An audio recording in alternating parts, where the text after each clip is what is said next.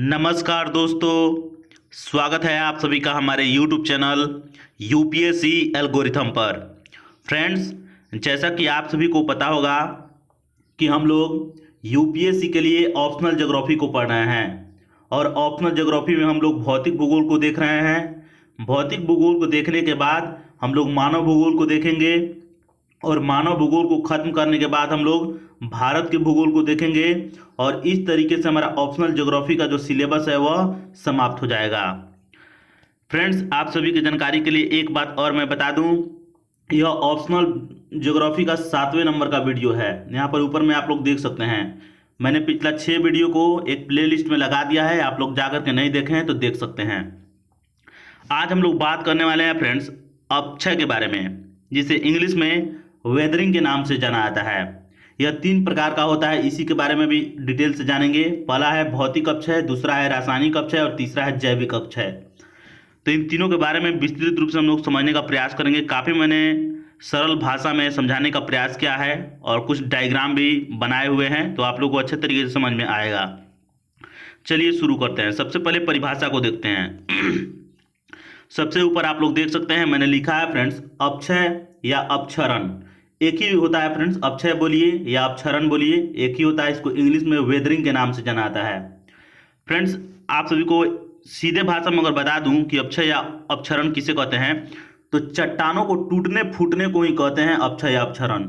अब किसका प्रभाव होता है, तो मौसमों का प्रभाव होता है। मौसम के चलते चट्टानों पर प्रभाव पड़ता है और उसके चलते चट्टानें टूटती फूटती हैं, उसी को अपक्षय या अपक्षरण कहते हैं। तो चलिए एक एक करके हम लोग समझते हैं। मैंने लिखा है फ्रेंड्स कि मौसम की विभिन्न स्थैतिक क्रियाओं द्वारा चट्टानों के टूटने फूटने को अपक्षय या अपक्षरण कहते हैं। स्थैतिक क्रिया क्या हो सकती है, जैसे कि धूप हो सकता है, पाला हो सकता है, वर्षा हो सकता है, आर्द्रता यानी वायु में जलवाष्प की मात्रा को आर्द्रता कहते हैं। ध्यान में रखिएगा, वायु में जलवाष्प की मात्रा को ही आर्द्रता कहते हैं। ये चीजें आप लोग ध्यान रखिएगा। तो ये चीजें सहायक होती हैं चट्टानों के टूटने फूटने में। स्थैतिक क्रिया इसी से होती हैं, ठीक है। तो ये किस तरीके से होता है, मैं आप लोग वीडियो को जब अंत तक देखिएगा तो आप लोगों को पूरे अच्छे तरीके से चीजें समझ में आ जाएगा कि किस तरीके से धूप के चलते, पाला के चलते, वर्षा के चलते, आर्द्रता के चलते चट्टानें टूटती फूटती हैं। अपक्षय को फ्रेंड्स मौसमीकरण भी कहते हैं। यहाँ पर मैंने लिखा हुआ है, देख सकते हैं। अपक्षय को क्या कहते हैं, मौसमीकरण, यानी मौसम के प्रभाव में ही चट्टानें टूटती फूटती हैं। अब आइए इसको समझते हैं। मैंने लिखा है फ्रेंड्स अपक्षय चट्टानों का विघटन होता है या अपघटन। और विघटन अपघटन दोनों सहायक होते हैं फ्रेंड्स चट्टानों के टूटने में। विघटन से भी चट्टानें टूटती हैं और अपघटन से भी चट्टानें टूटती हैं। विघटन जो होता है इसमें भौतिक कार्य के सहायक होती हैं, जबकि अपघटन में रासायनिक क्रियाओं द्वारा होता है। मान लीजिए कोई रसायन है और दूसरा रसायन से जब अभिक्रिया करेगा, एक तो नया प्रोडक्ट बनाएगा, नया उत्पाद बनाएगा और साथ साथ ऊष्मा रिलीज करेगा, हीट और प्रकाश भी रिलीज करता है। ये सारी चीजें ध्यान में रखिएगा। तो विघटन में क्या होता है, जिसको अंग्रेजी में डिसइंटीग्रेशन के नाम से जानते हैं, चट्टानों का चटक कर टूटना फूटना ही विघटन कहलाता है। और टूटेगा फूटेगा क्यों चटक कर, तो बलकृत शक्तियों के द्वारा। बलकृत, यहाँ पर मैं लिख दे रहा हूँ, बलकृत शक्तियों के द्वारा चटक कर टूटता फूटता है। और बलकृत शक्तियों में कौन कौन सी चीजें आ सकती हैं, तो मैंने ऊपर में यहाँ पर बताया ही है। धूप के चलते, पाला के चलते, वर्षा के चलते, या दाब मुक्ति। मैं नीचे बताऊंगा आप लोगों को दाब मुक्ति क्या होता है। दाब मुक्ति के कारण भी होता है, ठीक है। तो ये चीजें आप लोगों को समझ में आया होगा। तो क्या हुआ यहाँ पर कि अपक्षय जो है वो चट्टानों का विघटन और अपघटन होता है। विघटन में चट्टानों का चटक कर टूटना फूटना और अपघटन में चट्टानों का रासायनिक क्रिया द्वारा चूर्ण बनना। कहने का मतलब जब इसमें अपघटन जो होता है फ्रेंड्स, इसमें जल भी सहायक होता है, वायु भी सहायक होता है और इसमें अभिक्रिया यानी रिएक्शन होता है चट्टानों के बीच में। और उससे क्या होता है, चट्टानें घोल, जैसे कि आप लोगों को मैं नीचे बताऊंगा, एक कार्बोनिक अम्ल होता है। कार्बोनिक अम्ल क्या करता है, तो जितने भी आपको चूना पत्थर वाले चट्टान होते हैं उसको घोल बना देता है, यानी तोड़ देता है। तो इसको मैं नीचे समझाऊंगा आपको अच्छे तरीके से। अब आइए अपक्षय के प्रकार को थोड़ा सा देख लेते हैं, टाइप्स ऑफ वेदरिंग, उसके बाद अच्छे तरीके से सभी चीजों को समझेंगे। अपक्षय जो होता है फ्रेंड्स वह 3 प्रकार का होता है, भौतिक अथवा यांत्रिक अपक्षय, दूसरा है रासायनिक अपक्षय और तीसरा है जैविक अपक्षय। भौतिक अथवा यांत्रिक अक्षय को इंग्लिश में फिजिकल और मैकेनिकल वेदरिंग के नाम से जानते हैं। रासायनिक को केमिकल वेदरिंग के नाम से जानते हैं और जैविक को बायोलॉजिकल वेदरिंग के नाम से जानते हैं। वेदरिंग का मतलब ही होता है फ्रेंड चट्टानों का टूटना फूटना। और आइए देखते हैं कि किन किन चीज़ों से चट्टानें टूटती फूटती हैं। यहाँ पर आप लोग देख सकते हैं भौतिक अथवा यांत्रिक अक्षय में दाब के द्वारा या पाला के द्वारा जब चट्टानें टूटती फूटती हैं तो उसको भौतिक अथवा यांत्रिक अक्षय कहेंगे। जब चट्टानों में उपस्थित रसायनों की अभिक्रिया होगी और इस कारण चट्टानें टूटेगी फूटेगी घोल बनेगी तो उसको रासायनिक अक्षय कहेंगे। और तीसरा में जैविक अक्षय, जीव के द्वारा वनस्पतियों के द्वारा जब चट्टानें टूटती फूटती हैं तो उसको बोलेंगे जैविक अक्षय। इसके बारे में मैं नीचे अच्छे तरीके से डिटेल में समझाऊंगा, तो वीडियो को अंत तक बने रहिए। आइए सबसे पहले भौतिक अथवा यांत्रिक अक्षय को देख लेते हैं।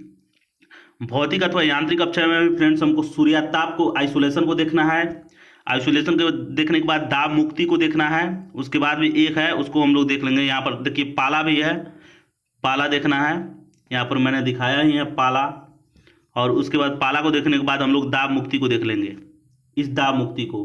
तो इस तीनों चीज़ों को समझना आवश्यक है। ये समझते हैं सबसे पहले किस चीज़ को, तो भौतिक अथवा यांत्रिक अक्षय में भौतिक अक्षय को निम्न प्रकार से जाना जा सकता है। तो सबसे पहले सूर्याताप। सूर्याताप का मतलब क्या होता है फ्रेंड्स, तो सूर्य का टेम्परेचर। अब आइए इसको जो आप लोग फिगर देख रहे हैं इसको सबसे पहले समझ लीजिए। यह कणिकमय विघटन, यह पिंड विच्छेदन, यह अपशल्कन या पल्लवीकरण, यह चट्टानों का टूट टूट कर विखंडन। तो ये कैसे टूटता है इसको थोड़ा सा समझ लीजिए फ्रेंड्स। शुष्क उष्ण मरुस्थलीय क्षेत्र जो होते हैं फ्रेंड्स, उन क्षेत्रों का चट्टान जो है वहाँ पर काफ़ी ज़्यादा गर्मी और ठंडी पाया जाता है। दिन में काफ़ी ज़्यादा टेम्परेचर होता है और रात को टेम्परेचर बहुत ज़्यादा गिर जाता है। और इस कारण क्या होता है, वहाँ के जो चट्टानें होते हैं उसमें दिन के समय प्रसार होता है, फैलाव होता है। जब गर्म कोई भी चीज़ होगा तो उसमें फैलेगा। तो इसी कारण चट्टानें धूप के ताप के कारण क्या होगा, तो उसमें फैलाव होगा। रात में जब टेम्परेचर गिरेगा तो उसमें सिकुड़ाव होगा। तो ये फैलने और सिकुड़ने के कारण क्या होता है कि उसमें दरारें पड़ जाती हैं। इसमें टेंशन होता है, तनाव होता है और सिकुड़ाव होता है। तो इसके कारण दरारें पड़ जाती हैं और इससे क्या होता है कि टूटता है वहाँ का चट्टान। तो उसको पिंड विच्छेदन के नाम से जानते हैं। पिंड विच्छेदन आप लोग समझ लिए। अब समझिए आप लोग आपको कणिकमय विघटन। तो कुछ खनिज वाले चट्टान ऐसे होते हैं फ्रेंड्स जो कि ये भी धीरे धीरे विखंडित होते हैं और ये थोड़ा चूर्ण से पहले वाले होते हैं, मतलब कि ज़्यादा बारीक रूप में टूटते हैं। ये तो बड़े बड़े होते हैं टूटते हैं, लेकिन ये बारीक रूप में टूटते हैं। इसी को कणिकमय विघटन कहते हैं। चट्टान एक जगह स्थिर रहेगा और धीरे धीरे टूट टूट कर ताप के कारण दाब के कारण धीरे धीरे नीचे जमा होगा और जो जमा होगा उसको सैल मलबा के नाम से जानते हैं। यहाँ पर मैं लिख दे रहा हूँ, आप लोग ध्यान में रखिएगा। सैल मलबा सैल मलबा, ध्यान रखिए। यह जो नीचे गिरा है इसी को सैल मलबा के नाम से जानते हैं। अब आइए अपसल्कन या पल्लवीकरण को समझ लीजिए। उसके बाद ये तो आसानी से समझ में आ जाएगा। अपसल्कन क्या होता है, मान लीजिए फ्रेंड्स किसी जगह का टेम्परेचर बहुत ज़्यादा है और वहाँ पर चट्टानें हैं। तो चट्टानों का ऊपरी भाग तो गर्म हो जाता है लेकिन उसके नीचे वाला भाग जो है गर्म नहीं होता है। तो ऊपरी भाग गर्म होने के कारण उसमें फैलता है और नीचे वाला जो ठंडा भाग होता है उससे यह अलग हो जाता है, क्योंकि इसमें फैलाव होगा और ये अलग होकर के नीचे टूटेगा फूटेगा। इसको अपसल्कन या पल्लवीकरण के नाम से जानते हैं। और एक है चट्टानें टूटती फूटती हैं, ये क्यों, ये भी टेम्परेचर के चलते।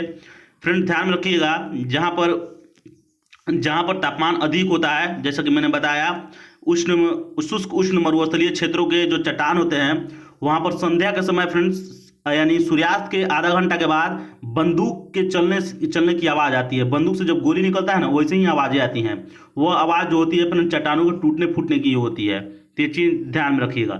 तो आशा करता हूँ सूर्यास्त आपको समझ में आया होगा कि सूर्य के टेम्परेचर के द्वारा फैलाव होता है चट्टानों में और रात्रि के समय उसमें सिकुड़ाव होता है और इस फैलाव और सिकुड़ाव के कारण उसमें तनाव उत्पन्न होता है और दरारें उत्पन्न हो जाती है और उसमें चट्टानें टूटता फूटता है।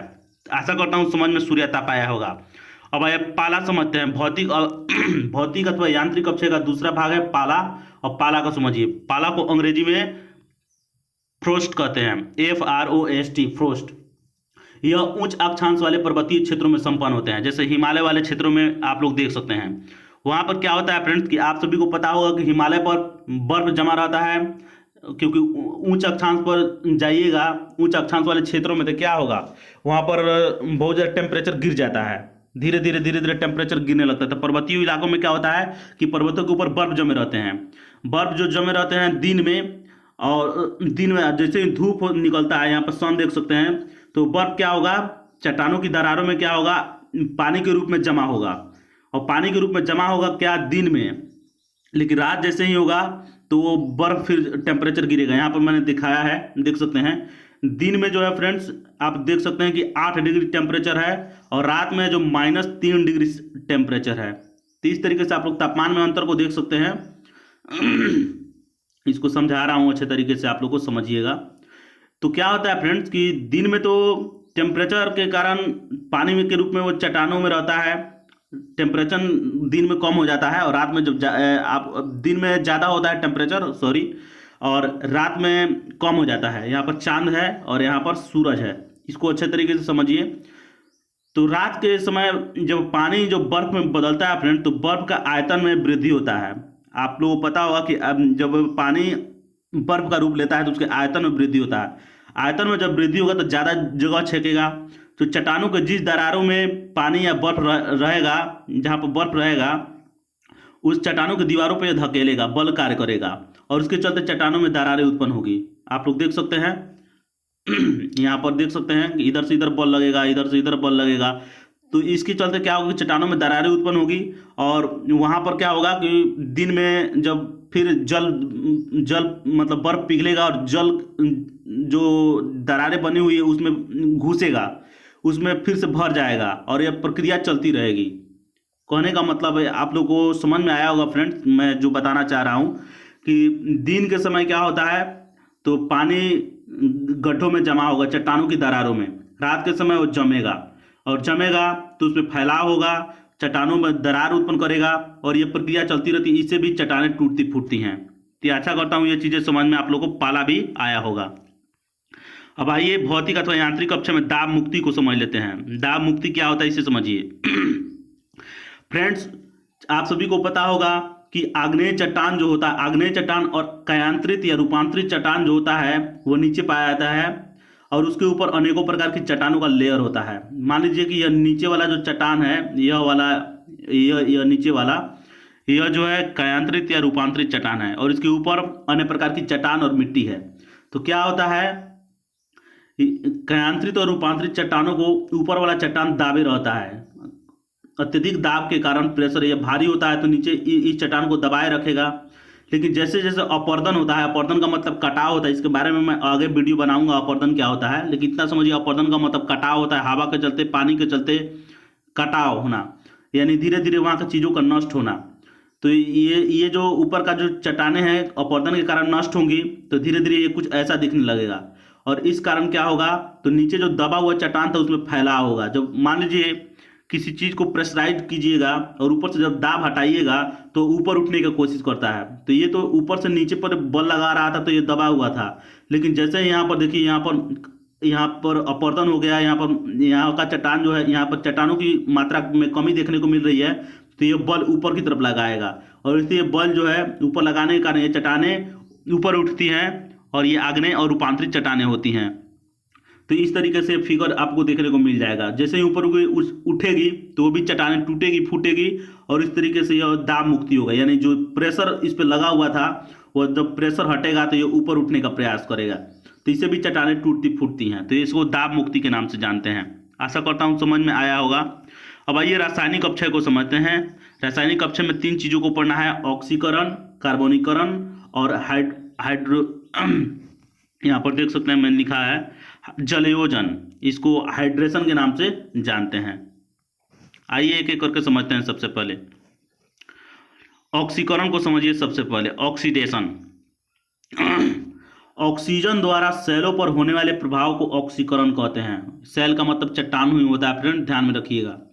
तो चट्टानों पर जब ऑक्सीजन का प्रभाव पड़ता है उसी को ऑक्सीकरण के नाम से जानते हैं। जैसे इस क्रिया में जल तथा वायु में मिली हुई ऑक्सीजन लौहयुक्त सेलों को ऑक्साइडों के रूप में बदल देती है और लोहे को जंग लग जाता है। कुछ चट्टानें ऐसी होती है फ्रेंड्स जिसमें कि खनिज पाया जाता है और लौहयुक्त चट्टानें होती हैं।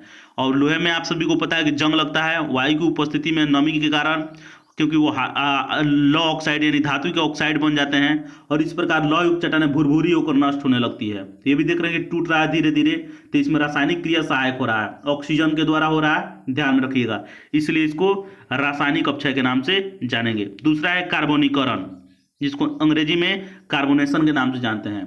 जब जल में घुला हुआ कार्बन चट्टानों पर प्रभाव डालता है तो उसे कार्बोनीकरण कहते हैं। कार्बन जल में घुलकर कार्बोनिक अम्ल का निर्माण करता है। यह अम्ल चूना युक्त चट्टानों को शीघ्र ही घोल डालता है, जैसे कि मैंने आपको ऊपर बताया भी था, एक बार इंडिकेट किया था। नोट में मैंने लिखा है फ्रेंड्स कि भूमिगत जल चूना पत्थर के प्रदेशों में बड़े पैमाने पर अपक्षय करता है। भूमिगत जल यानी पृथ्वी के अंदर जो जल पाया जाता है और जहां पर चूना पत्थर वाले चूना वाले चट्टान पाए जाते हैं, चूना पत्थर वाले, उनको घोल डालता है। घोलता है तो निश्चित रूप से घोलेगा, जो चट्टान ठोस अवस्था में उसको घोल देगा तो टूट ही गया। तो आप लोगों को समझ में आ गया होगा। अब रासायनिक अपक्षय का अंतिम जो है जलयोजन, इसको समझ लीजिए। जब हाइड्रोजन गैस जल में मिलकर चट्टानों का अपक्षय करती है तो इसे जलयोजन कहते हैं। ध्यान रखिएगा, हाइड्रोजन गैस जल में मिलेगी, ठीक है, और उसका प्रभाव चट्टानों पर पड़ेगा तो उसी को जलयोजन के नाम से जानते हैं। जैसे कि भूपटल पर कुछ ऐसे खनिज भी होते हैं जो हाइड्रोजन युक्त जल को सोखने के बाद फूल जाते हैं। कुछ चट्टानें ऐसी होती है फ्रेंड जो हाइड्रोजन युक्त, यानी वैसा जल जिसमें हाइड्रोजन हो, और उस हाइड्रोजन युक्त जल से कुछ चट्टानें फूल जाती है और फूलने के कारण भारी हो जाती है। परिणाम स्वरूप चट्टानें दबाव के कारण टूट फूट जाती है और उसके रंग रूप में भी परिवर्तन देखने को मिलता है, तो इससे भी चट्टानें टूटती फूटती हैं। तो ये भी चीज़ें आप लोगों को समझ में आया होगा। अंतिम है फ्रेंड जैविक अपक्षय, जिसको इंग्लिश में बायोलॉजिकल वेदरिंग के नाम से जानते हैं। इसमें जीव जंतु सहायक होते हैं, वनस्पति सहायक होते हैं और मनुष्य सहायक होते हैं तोड़ने फोड़ने में। अब समझिए कैसे। फ्रेंड्स, आप सभी को पता होगा कि भूपटल पर यानी पृथ्वी के सतह पर लाखों प्रकार के जीव जंतु हैं, जैसे कि चींटी है, दीमक है, लोमड़ी है, खरगोश है, चूहा है और केंचुआ है। ये सब सारे जीव जो हैं फ्रेंड्स क्या करते हैं, अपने बिल बनाते हैं और बिल बनाने के कारण चट्टानों को कमजोर कर देते हैं। बिल बनाने के कारण चट्टानों को धीरे धीरे खोदेंगे और चट्टानें कमजोर होगा, उससे भी चट्टानें टूटती फूटती है। तो जीव जंतु सहायक हो गए, आप सभी को ये समझ में आ गया। दूसरा है वनस्पति किस प्रकार से अपक्षय में सहायक होता है, इसको समझ लीजिए। मान लीजिए फ्रेंड्स कोई चट्टान है और उसके बीचों बीच कोई दरारों में से कोई वनस्पति यानी कोई पेड़ पौधा निकल आता है, तो क्या होगा, जैसे जैसे वो बड़ा होगा तो फैलेगा, पेड़ पौधे में वृद्धि होगा तो फैलेगा और चट्टानों में ब्रेक करेगा, चट्टानें भी टूटने लगेगी, उससे वनस्पति का प्रभाव आप लोग समझ रहे हैं। और मनुष्य भी चट्टानें तोड़ता फोड़ता है तो अपनी आवश्यकताओं की पूर्ति के लिए, सुरंग बनाने के लिए, रास्तों को बनाने के लिए चट्टानों को तोड़ा जाता है। आपने उपयोग, चट्टानों का बहुत प्रकार का उपयोग है, अपने दैनिक जीवन में करता है चट्टानों का उपयोग, तो उसके चलते भी चट्टानों को तोड़ता फोड़ता इंसान है। सड़क बनाने के लिए, मार्ग बनाने के लिए सारी चीजें मनुष्य तोड़ता है। तो इस प्रकार से आप लोग जैविक अपक्षय को समझ गए होइएगा कि जीव जंतु किस तरीके से तोड़ता है, वनस्पति किस तरीके से तोड़ता है और मनुष्य अपने आवश्यकताओं की पूर्ति के लिए चट्टानों को किस तरीके से तोड़ता है। तो फ्रेंड्स, इस वीडियो में इतना ही। वीडियो आपको अच्छा लगा हो तो लाइक जरूर कीजिएगा, अपने दोस्तों में शेयर कीजिएगा। मिलेंगे फिर नेक्स्ट वीडियो में। नमस्कार, धन्यवाद।